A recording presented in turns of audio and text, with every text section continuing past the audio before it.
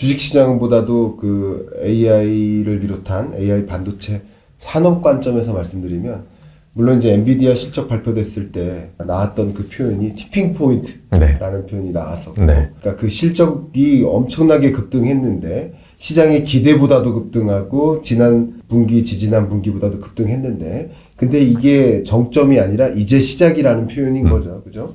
그래서 실제 2025년, 26년에도 기하급수적으로 AI 반도체 매출은 늘어날 것이다라고 일단 잠정적으로 그런 얘기를 해요. 근데 기본적으로 저의 그림은, AI 반도체에 대한 그림은, 어쨌든 빅테크 플랫폼들, 기업들이 AI 서비스를 확대해 나가는 것은 명확해요. 그러니까 24년 안에 가장 주된 그 비즈니스는 AI인 거 맞아요. 그리고 정말 AI 그 퍼스트 티어에 해당되는 그런 플랫폼 기업뿐만 아니라 그냥 2군 기업들도 뭐 예를 들면 통신사나 그 밖에 여러 제조사나 자동차 기업이나 역시 AI예요.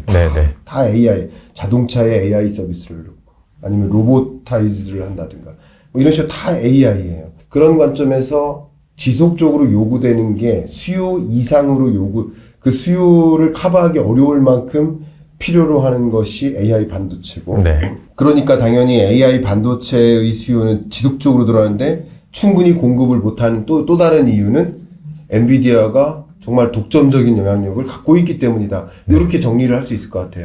그러니까 대응하는 모습이 요즘 나타나는 그 다음 대응이 이 빅테크 기업들이 내가 스스로 해야 되겠다. 내재화 전략을 가져가는데 물론 내재화에 성공하는 모습들이 몇 개가 나타나고는 있지만 말 그대로 내재화한 모습을 뚜렷하게, 그러니까 엔비디아로부터 완전히 자립해서 스스로 AI 반도체를 조달받는 그 시스템이 오려면 적어도 4, 5년은 되겠더라고요. 그러니까 그런 관점에서 실적이라는 면에서 당장 이 AI 반도체를 대체할 기업은 없고 수요는 계속 뒷받침될 거라고 가정한다면 산업적에서는 어쨌든 실적 발표는 긍정적이라고 볼 수 있을 것 같아요. 기대는 합니다. 근데 재밌게도 주가는 그런 실적에 대한 기대를 먼저 반영하기도 하고. 보통 그렇죠. 그러니까 그런 면에서 공부하시라는 표현입니다. 실적 자체는 앞으로도 기대가 되는데 그 실적이 기대되는 그것을 반영한 주가일 수 있으니. 그러니까 일시적인 어떤 조정을 거친 다음에 다시 간다든가 하는 그림을 그릴 수 있으니 조금 더 어쨌든 아까 일관되게 말씀하신 게 뭐냐면 어쨌든 많이 조정된 종목이어야 되는데 엔비디아는 어쨌든 고점에 다다른 상태, 현재까지로서 그렇기 때문에 매력적이지 않을 것으로 평가할 수도 있다는 긍정과 부정이 섞여 있는. 그래서 결론은 못 내리겠다. 스스로는. 좋은 말씀이시네요. 그러니까 조금 더 이제 대표님 말씀대로라고 한다면 삼성전자 투자는 조금 더 적극적으로, 엔비디아는 좀 보수적으로 그렇게 포트폴리오를 구성하는 것도 좋은 방법이겠다. 결론은 여러분 스스로 내는 거지만 말씀을 요약해 본다면 그런 것 같습니다. 뭐 저희 채널에서 독자분들이 그 근본 그 자체를 알고 싶어하는 분들이 많아서 그래서 말씀만 듣고 투자한다든가 말씀만 듣고 판다든가 하는 결정을 하시는 분들은 당연히 너무 훌륭하십니다. 안 계시리라고 생각합니다. 자, 지금 계속 우리 김현준 대표님 사요마요의 저자, 주식으로 돈 버는 질문 40개에 대해서 하나하나 다 답변을 해주고 계신데, 근데 벌써 마칠 시간이 거의 다 돼가지고 그래서 질문을 좀 중요한 거 하나만 말씀드릴게요. 또 하나의 좀 24년에 주목받을 만한 산업 섹터가 방산이라고 저는 내다봤었거든요. 왜냐하면 저도 이제 경제 전망을 하니까 저는 이제 메가 트렌드를 보고 그 메가 트렌드에서 나타날 그 유망 산업을 이제 항상 그림 그리고 방식이 따지면 탑다운이에요. 그래서 그 어떤 특정 기업을 이제 추천하는 기업을 추천하진 않습니다만 저는 그렇게 하는 방식인데, 방산에 대해서는 혹시 그냥 책스럽게 질문 드릴게요. K방산 사요 마요. 최근에 방산 업종이 잘 되고 있죠, 지금. 네, 그렇게 알고 있고, 이미 작년부터 계속해서 잘 되고 있는 걸로 제가 맞습니다. 알고 있습니다.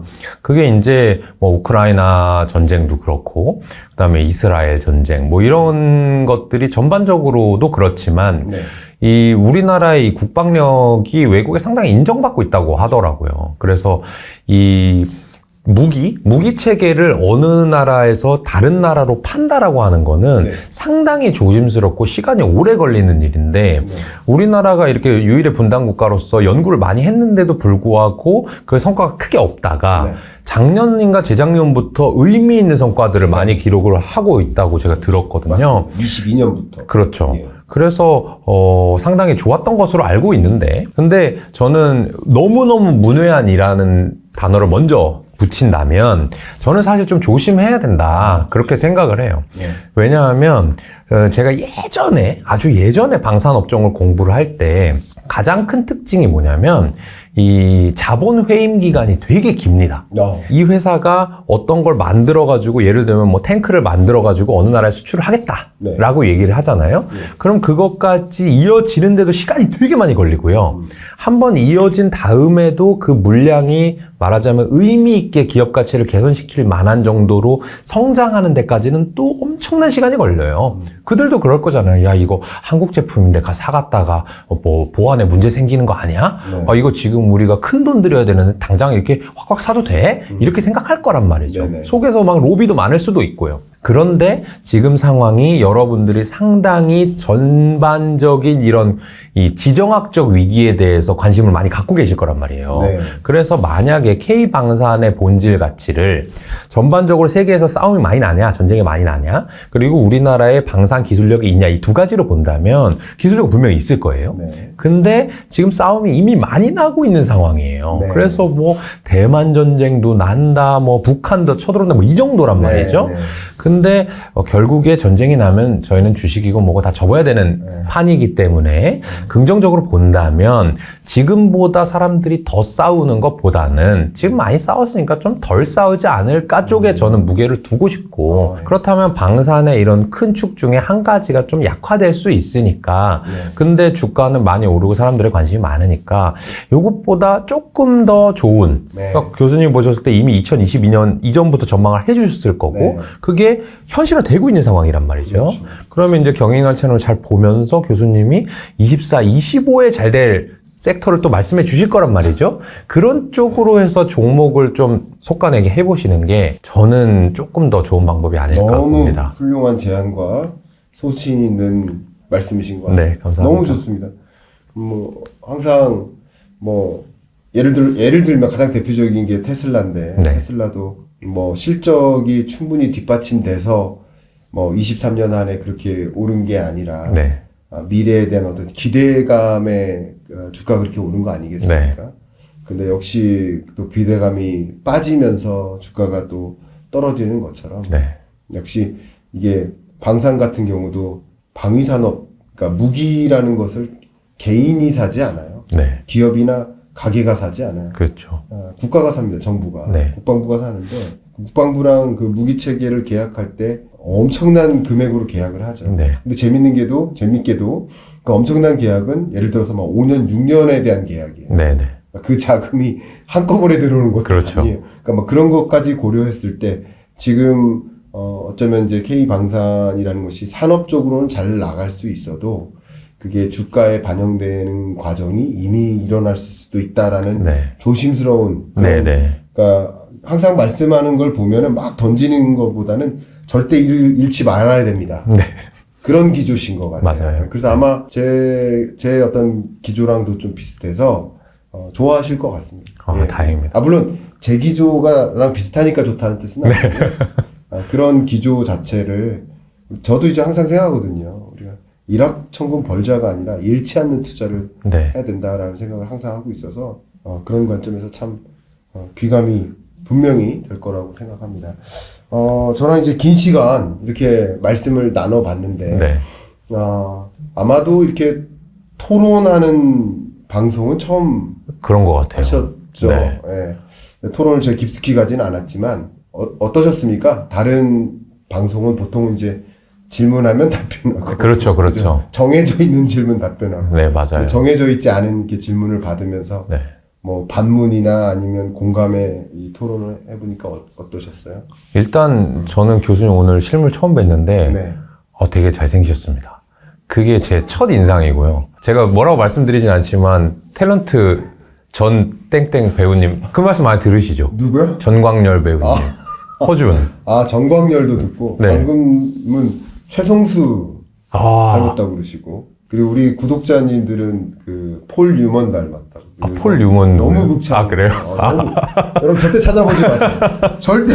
근데, 근데 너무 극찬이어서. 저는 실물을 보고 있기 때문에 그게 처음 깜짝 놀랐고요. 이 교수라는 사람이 얼굴까지 잘생겼나 그래서 방송을 하나 뭐 이런 생각이 처음 들었고요. 그다음에 이 토론하는 걸 저는 되게 좋아해요. 네. 근데 교수님께서 배려하는 게 느껴졌습니다.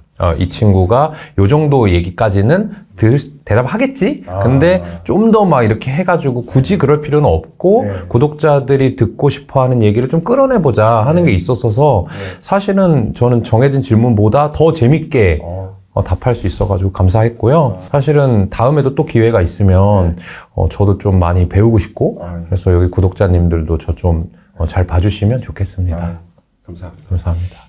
과찬이시고요. 우리 대표님 진짜 잘생기셨어요. 여러분 알고 계시겠죠? 진짜.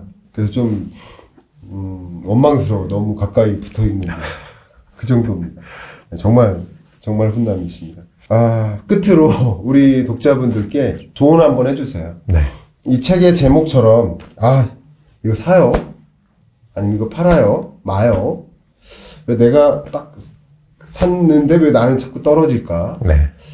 팔았는데 왜 그때부터 오를까? 뭐 이런 여러 가지 그 주식 투자하시는 데 있어서 고민들이 있으실 텐데, 이런 뭐 기본적인 철학을 갖추시거나 아니면 무슨 조언이든 좋으니까 네. 조언 한번 주시면서 마무리하면 어떨까요? 네. 그 통계를 보니까 우리나라 주식 투자하시는 분 중에 3분의 1 이상이 코로나 이후에 주식을 시작을 했대요. 네. 그 전까지는 한 번도 안 해보신 분들인데 한 3년 내에 주식을 다 해본 거예요. 근데 문제는 2020년 하반기부터는 주식시장이 그렇게 좋진 않았단 말이에요. 맞아요. 그러니까 또 대부분이 주식을 하신 분들 중에 많이 잃으셨다는 얘기예요. 그렇죠. 근데 저는 꼭 당부드리고 싶은 게 뭐냐면 어떤 경제든 기업의 주가건 지수건 간에 올라가는 일이 있으면 내려가는 일이 있고요. 네. 반대로 내려가는 일이 있으면 올라가는 일이 분명히 있단 말이에요. 근데 잃으셨다고 해서 여기서 포기하잖아요? 그럼 여러분들이 시작한 그 이유를 망각하는 거예요. 시작하면 아마 그랬을 거예요. 난 평생 주식 안 해. 나 안전하게 살 거야. 패가망신하면 안 되지. 라고 하다가 주변 친구들이 다 돈을 버니까 나도 이거 이렇게 안 하다가는 나만 이거 벼락거지 되겠는데? 네. 부자 사다리 놓치겠는데? 시작하신 거잖아요. 그래서. 그러면 지금 절대 주식이나 투자, 재테크 이걸 놓으시면 안 되고 최소한 다음 정점까지는 올라가서 벌어본 다음에 그 다음에 다시 의사결정을 하셔도 늦지 않다. 네. 그래서 올라갈 때까지 아마 교수님도 많이 알려주실 거고 저도 계속 여러분들 옆에서 끌어갈 거거든요. 그때까지 가서 돈 한번 다시 벌어보고 그 다음에 즐겁게 얘기했으면 좋겠습니다. 너무 감사합니다. 오늘 이 사요마요 저자로서 출연해 주신 우리 김현준 대표님의 책을 통해서 한번 일독을 해보시면서 내가 어떤 식으로 투자를 해야 될까, 지금까지 너무 근간이 흔들렸거나 근간 없이 그냥 주식 투자 막연히 했던 게 아닌가, 그런 생각 하시는 분들이 좀 책 봐주셔도 좋을 것 같고, 또 더 퍼블릭 자산운용 대표님이시니까 나 이 대표님의 투자 철학이나 방식 너무 솔직하고 마음에 든다 하시는데 혹시 관심 있으신 분은 노크해 보셔도 되지 않을까 의견 드리면서 경인남과 토론합시다. 네. 마무리하도록 하겠습니다. 네, 감사합니다. 감사합니다. 네.